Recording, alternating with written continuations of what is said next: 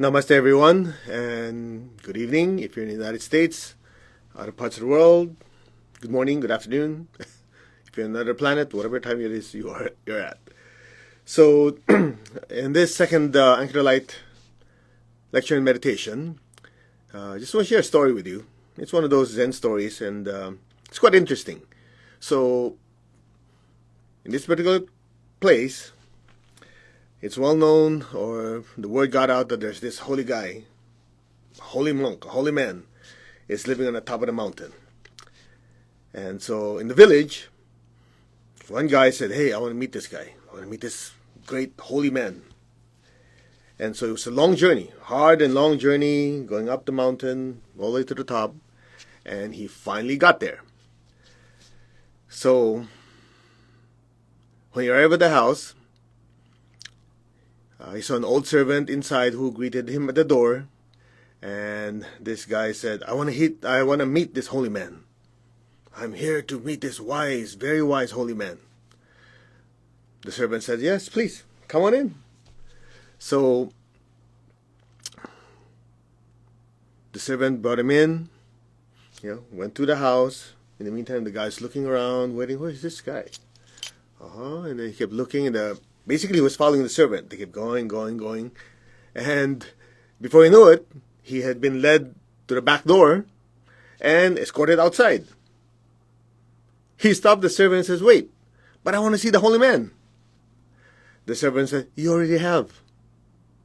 Everyone you meet in life, even if they appear to be plain, insignificant, if you see the real them, see the real man, the real person, everyone is a holy man. And, of course, this guy was it's either he's pissed off or he got the teaching. I just read that and I was thinking, it's interesting, isn't it? And it reminds me, this past weekend when we taught Achieving Oneness with the Higher Soul, one of the things that is taught there is namaste. You know when you say to people namaste? And when you say namaste, there's no sound, huh? Okay. So, we'll do this again.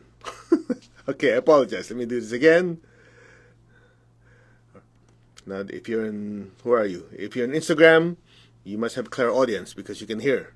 Okay, let's do this again. I apologize. Okay, so, take two. In Instagram, you just imagine, turn the sound back, and come back. All right. There should be sound on YouTube and other places now. All right. You see, the problem is never the machinery or the instrument. It's always the operator. I was pressing the wrong button. Okay, let's do this again. So the story is, there's this holy man that's known to live in the top of the mountain. And there's this guy in the village who said, I want to meet this wise holy man. And so he took this long journey up to the mountain. And when he got to the house, a servant showed him in, and he was looking around. Where's this holy man? The servant just kept guiding him to the house until, before you know it, they're at the back door. And the servant just escorted him outside. And this guy says, but I want to meet the holy man, the wise holy man. I travel all this, long journey, difficult journey to see this holy man. The servant says, you already have. Everyone we meet in life, even if they appear simple, insignificant, and plain, they are holy men if you see who they really are. Essentially. Okay?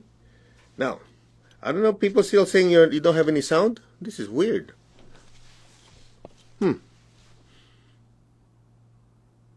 Let's do this again. Are you sure? I apologize, you guys. There's no sound on YouTube? Still no sound. Okay. Hold on. Hold your horses. That is bizarre. Oh, I know why. If you're on YouTube, you just have to... I restarted it so it has a new feed. Alright. Anyway. So, this past weekend, we just taught the class Achieving Oneness with the Higher Soul. And one of the things that's taught there is what we always say, namaste. You greet people, namaste. if you say namaste, who are you greeting? You're not greeting the person, you're greeting the spiritual self, the soul. And now, what's it got to do with the holy man? Let's see. Still no sound. What's wrong with this? Oh well. Anyway, I punch whatever button I'm supposed to punch, so I don't know what else to do. You just have to use your clairaudience. And I restarted the feed anyway. Alright. This is interesting, huh? Well, you guys on Instagram, you must be very, very advanced. Hold on. The key is to say, I'm not the stress, I'm not this screw up, fix the problem, and keep going. Alright, 1 second. That should work. Alright, I'm not going to tell the story a third time. This is crazy. Essentially, oftentimes, we're fixated on the shell. The body, the person that we claim to be the person. But in reality, the real being, the real person, is the spiritual self that is occupying the body. Alright? This better be right. I think it's working now. Okay, well, anyway. So, what happens is, when you say namaste, you look through someone's eyes, and you say, namaste. Namaste means what? The spiritual being in me acknowledges the spiritual being in you. Or if you're from India, it's more specific. Namaste, the divinity in me salutes the divinity in you. And you oftentimes hear people say, the eyes are the windows of the soul. Right? And some people say, the eyes are the windows to the soul. So who's right? Both are right. It's a two-way street. And you notice the words I use are very, very carefully chosen. When you look through the eyes. I didn't say look at the eyes. Because the eyes, the physical eyes, as you say, the windows of the soul or windows to the soul, you don't care about the window. You want to see who's looking through the window. Right? And oftentimes when people look through the eyes, you have a knowingness. And you've been hearing this for the longest time. We keep talking about it. You're not the body, not the emotion, not the thoughts. You are the spiritual self. And that spiritual self is made in the image of God.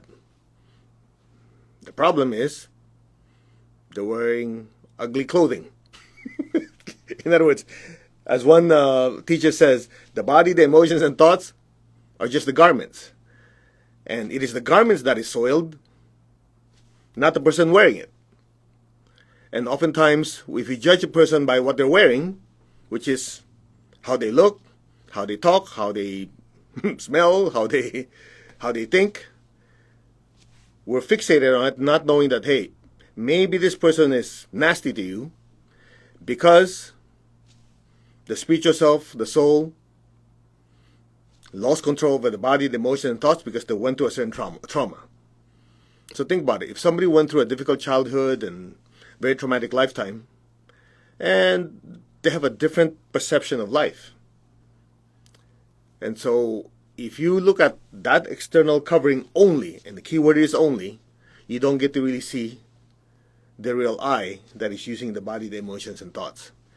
And basically the lesson tonight that I want to share with you is, all of us, me included, we have a tendency to get fixated on the garment. And because of that, we lose sight of the divinity in all. Even the worst person you can think of, there's still a spark of God within them. And in the prayer of St. Francis of Assisi, where there is darkness, let me sow light. Remember that part? That part is actually quite profound. Because when you say, where there's darkness, let me sow light, oftentimes we say, when people are bad, this person is very dark. In essence, you're saying that this person is a bad person, right?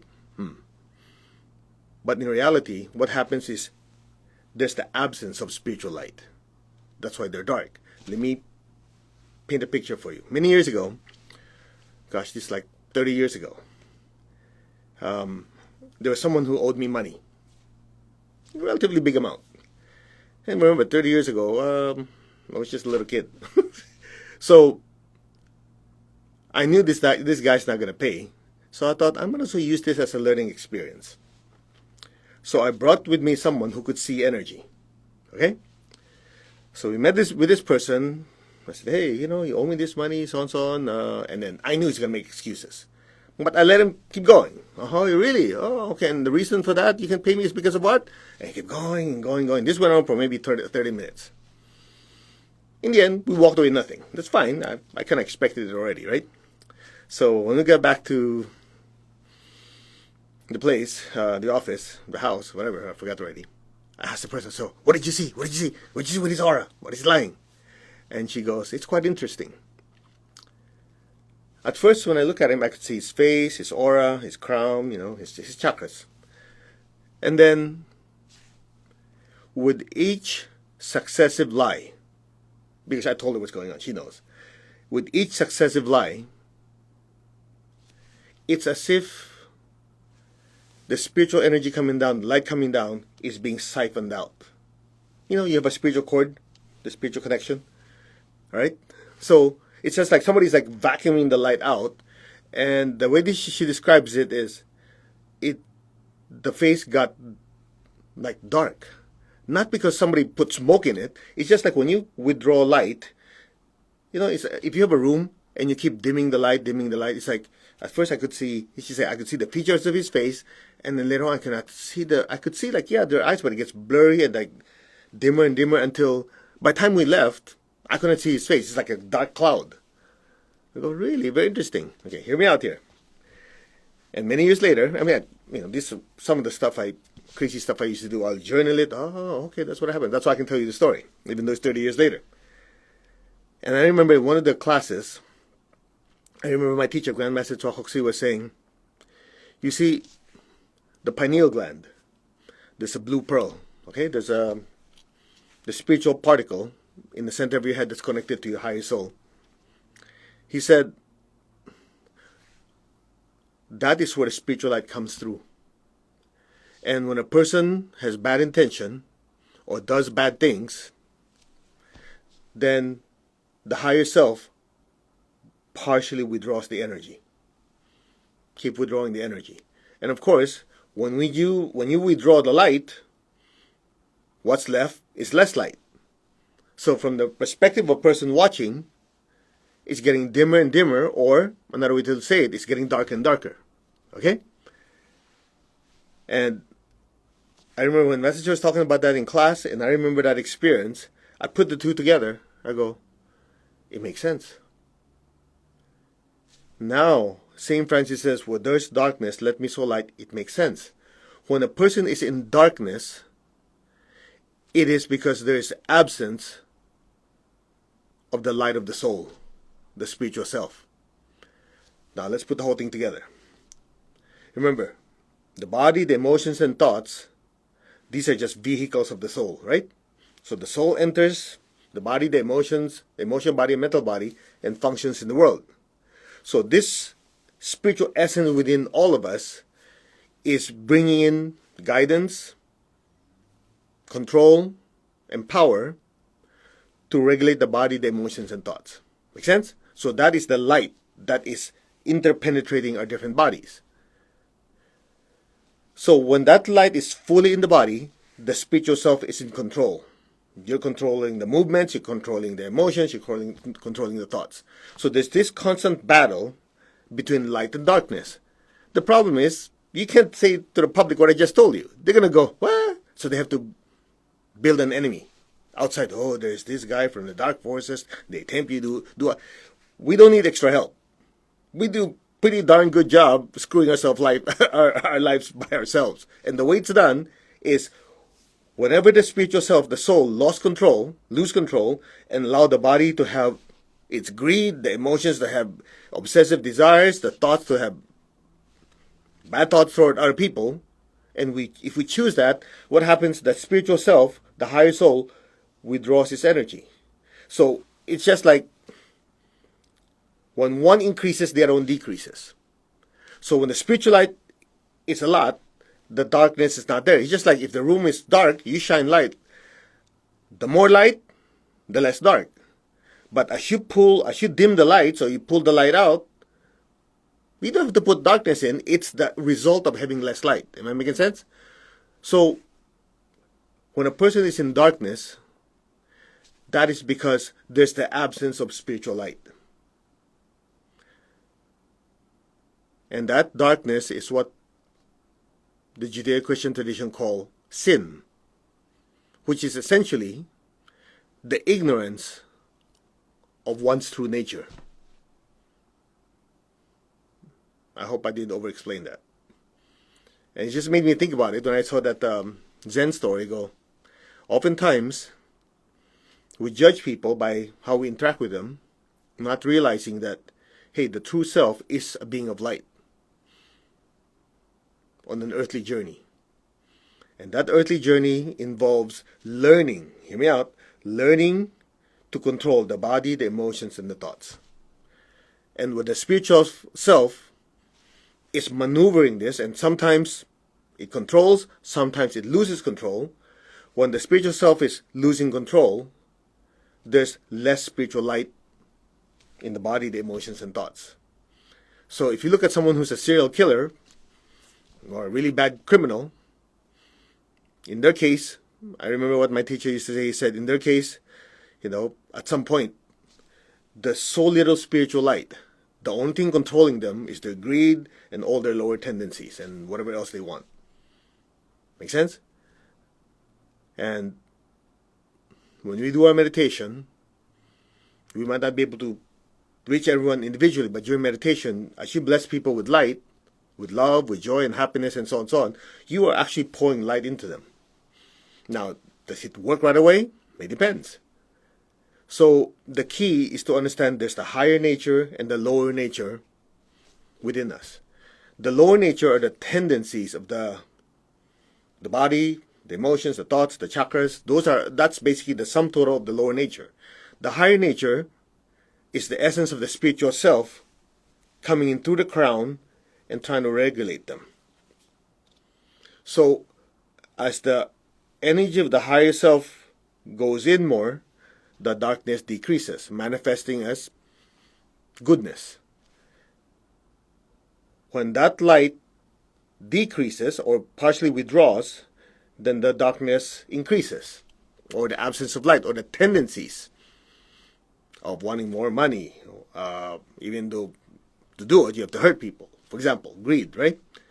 Or obsession with certain things, obsession with certain emotions, being always angry and resentful. All those are basically tendencies of the body, the emotions, and the thoughts, the vehicles. So as we do our meditation over and over again, every time we meditate, you notice we're reminding ourselves, we're not these thoughts, we're not these emotions, we're not the body. I am the soul, I am the spiritual self. So when you do that, you're actually inviting that light to penetrate through your system more. That is your true self. So that's within us. Now, when you look at other people, if you just look at the external shell, well, sometimes you're happy to see them, sometimes you can't stand them. Because it depends on what's going on in their life. Who's in control at the time? Is it the spiritual self or the vehicles? And that's why forgiveness is so important, because what if you catch them at a time where the soul is losing control and they screw up?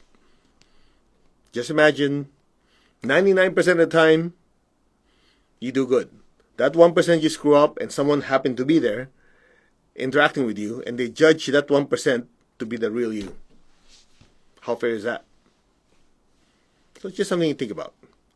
So what we're going to do is twofold. One, we're going to do our meditation Twin Hearts, but this time, compared to the previous times, we're going to dwell a little longer on that knowingness of the I am, to really allow that spiritual self to come in and control the body, the emotions, and thoughts, and let's see what happens.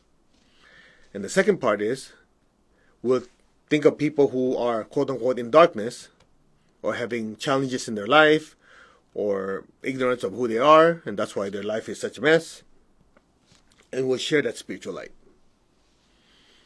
Now, let me finish it with this, then we'll do our meditation. And I'm sure you heard of the Ten Commandments, right? Remember, Moses came down from the holy mountain, bring 10 commandments, and basically 10, and then the Lord Jesus summarized it into 2. Right then and there, there's a lesson. You know why? Think of it this way. What is the educational level, not emotional, but what is the educational and, just to say, level of mental development of the people during the time of Moses? And compare that to the educational level and mental capabilities of the people during the time of the Lord Jesus. Yeah? You could say the ones before are less educated, more educated in the time of the Lord Jesus, and of course more educated now. Evolution. So you will notice when you talk to your children, what do you usually tell them when they're young? Don't do this, don't do that, don't do this, don't do that, right? You don't usually explain everything to them. You just say, don't do this, don't do that. At least they don't get hurt. As they grow, you go, okay, don't do that because this is what happens and you should do this. Because they can understand it. So, in a similar manner, if you think about it, the Old Testament is mostly what? Thou shalt not do this, thou shalt not kill, thou shalt not this and that. Remember? Most of it is like that. So the Lord Jesus basically summarizes, says, love God above all, love your neighbor as yourself. Right? Most of you know this. Even if you're not a Christian, you know these two commandments that he summarized it into. Now, let's take it one step further. Remember, love God above all. Love your neighbor as yourself. When you say namaste to someone, as you look through someone's eyes, what are you doing? You're seeing the essence of God within them. Isn't it? That's why you say, the divinity in me salutes the divinity in you. The presence of God within me salutes the presence of God in you. Even though you're a jerk in your everyday life, I see still God somewhere in there. Okay, don't say that. Okay? You get the idea? So, I think most of you are getting it. The natural progression from 10 Commandments, don't do this, don't do that, to the Lord Jesus summarize it. Okay, love God above all, love your neighbor as yourself. But as you have a better awareness of who you are, that you're made in the image of God, and you say namaste, the other person also made in the image of God, you get to see the God in the other person. Well, guess what? Remember, love God above all, love your neighbor as yourself. The 2 commandments just merge into one. Because I see God in you. Of course, intellectually we understand it. Practicing is something else. Right? But you won't get there, we won't get there, until we first see the light that's within us. And that only comes from meditation, usually. That's why we're doing this. Before we meditate, we say, I'm not the body, not the emotion, not the thoughts. I'm the soul. I'm connected to my higher soul. I'm connected to the divine spirit in me. I'm a child of God. I'm one with God. I'm one with all. Right? The I am affirmation. You practice stillness. And you will notice, if you start with that and you do your meditation, after meditation, there's peace and stillness within you. And when you're in that spiritual state, when you look at someone, it's easier to see the divinity in them because you recognize the divinity in you. That's that. So stop looking for that holy man. Every person you see could be a wise and holy man or woman. Because when you see the spiritual essence in them, that's the wise and holy one you're looking for. Shall we?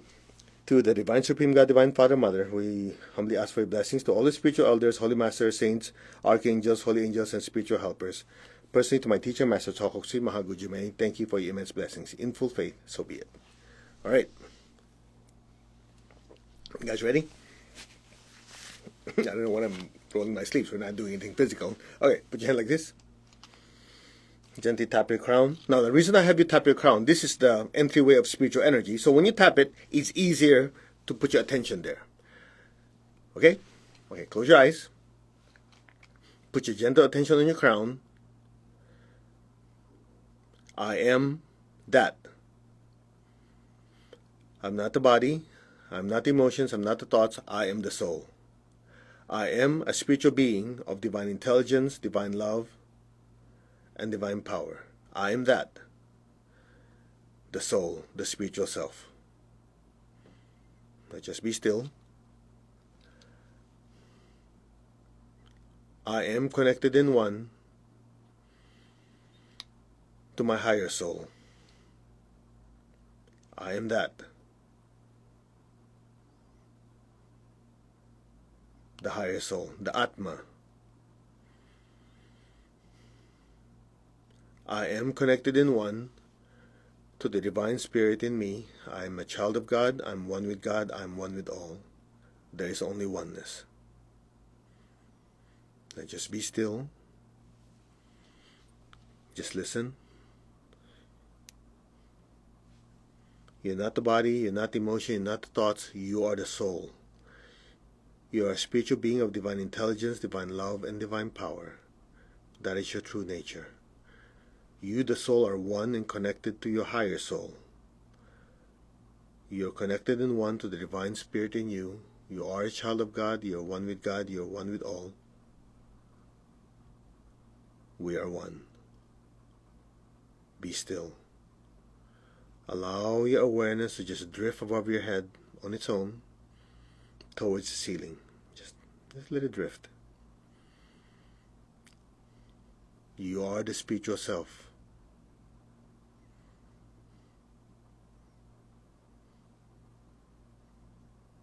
Just be still.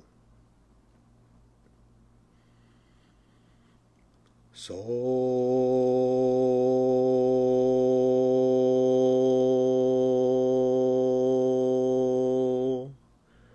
hum.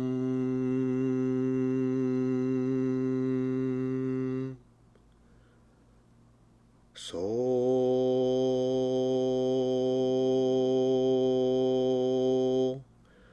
hum.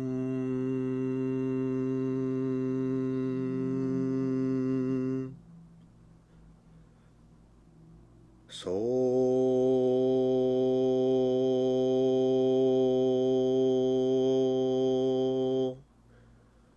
hum.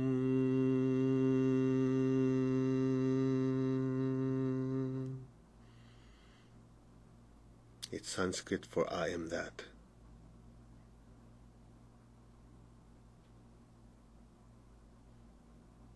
Know your true nature.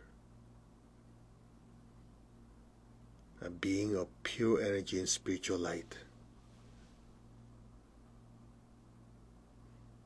Just silently say, I am that. That am I. Just be still.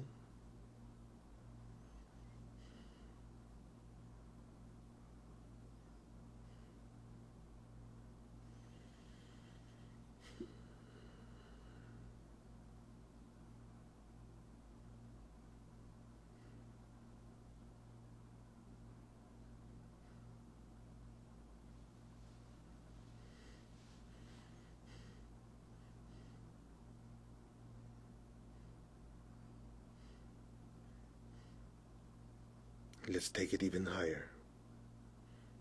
In Sanskrit, Om Namo Para Brahman Om means I, the spiritual self, salute the absolute supreme God. So just listen and let the energy take you to a much higher frequency. Just be still. Om.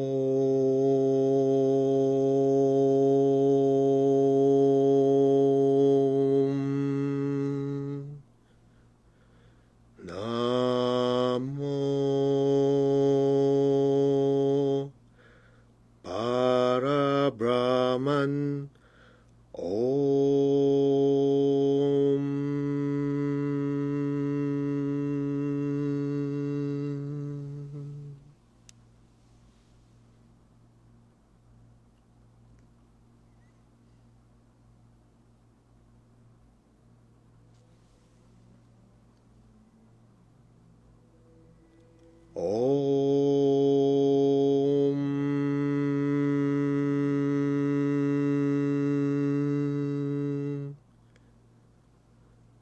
Namo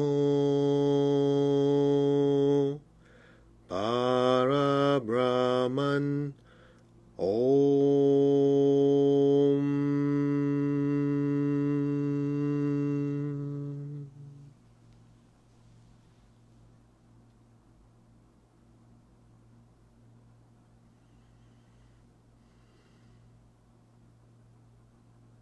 Just allow your consciousness to expand,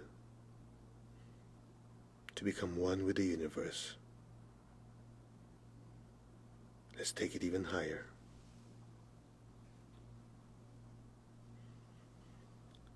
Om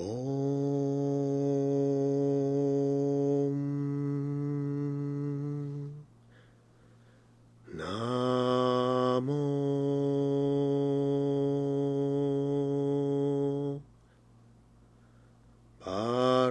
Parabrahman Om.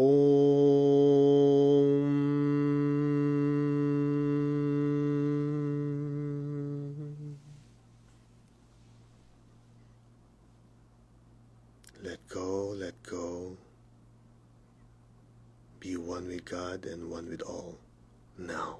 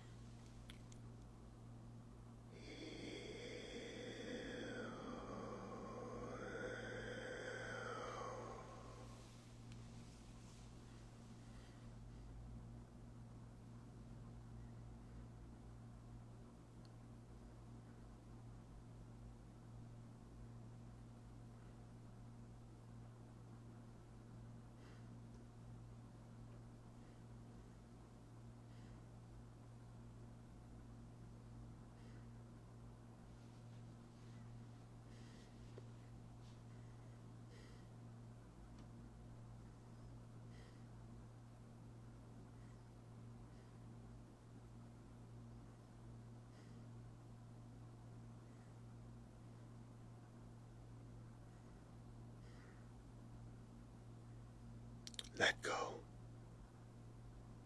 Now.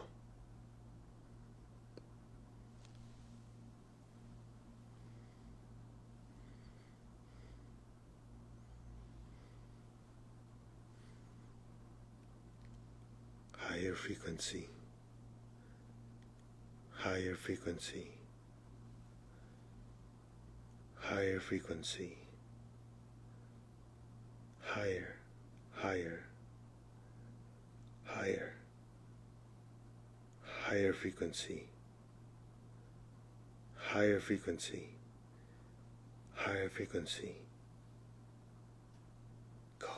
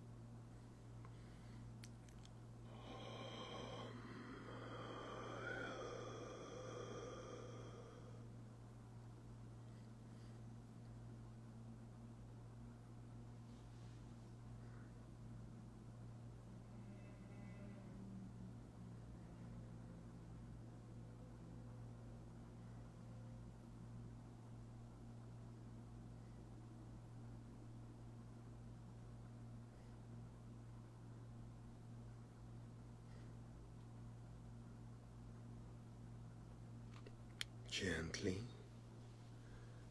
very slowly, come back to your body. Gently move your fingers, move your toes. Just very gently and slowly come back.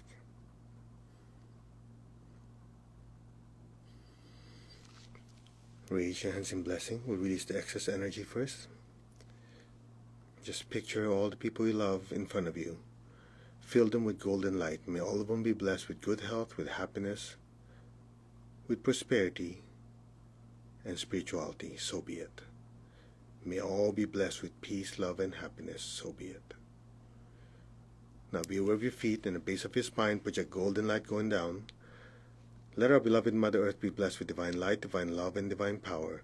Let our beloved Mother Earth be healed, regenerated, and revitalized. Blessings be to Mother Earth. So be it, and so it is. All right, let's give thanks to the Divine Supreme One, Divine Father, Mother. Thank you. To all the spiritual elders, holy masters, saints, archangels, holy angels, and spiritual helpers. Personally, to my teacher, Master Chokok Sri Mahagujime, thank you for immense blessings. In full faith, so it is. Right, now I opted not to move into meditation Twin Hearts because that part of meditation, I think a lot of you are super duper blasted with energy already. But you notice right now, if I have you just keep your tongue in your palate, keep your eyes open, just be still. Observe your thoughts, observe your emotions. Most of you should notice things are very still. So, yeah, on Wednesday we'll do the meditation Twin Hearts, but at least here you get an idea by just really affirming who you are and going back to your essence. And of course we strap on some booster rockets when we chanted Om Namo Parabrahman Om to have a better experience of knowing, hey, when we say I'm one with God, I'm one with all, what is it like when you're at that spiritual vibration already, that you are not the body, not emotion and thoughts, and just really know that you're one with God, with one with all. Okay? Anyway, I don't know if you guys are hearing me or seeing me, or you just kind of go, ah. All right. Anyway, so this concludes this session. I hope you get up and do some exercises. Just a quick announcement. I know a lot of you who are not from the United States, you are asking me when we're going to teach this class in other parts of the world. Okay, Spiritual Essence of Man, the Chakras, and the Inverted Tree of Life. Well, this weekend on Sunday, I have the wrong one. Actually, it's Sunday, August 1, not Saturday for me. Okay, Sunday, August 1. I'll be teaching that class online to Asia and Australia. So after this, I'll put links on, where is it anyway, on Facebook and Instagram on where you can register if you like. Okay? So that's this weekend. And if you're from the UK, I'm teaching it November 27, if I'm not mistaken, online also. All right, I think I've done my job. I hope all of you are doing well. And I apologize for the sound technical goof up over there earlier. I was pressing the wrong button. Well, you know, I never claim to be talented. So, anyway, namaste everyone. You all take care. And God bless. See you Wednesday morning.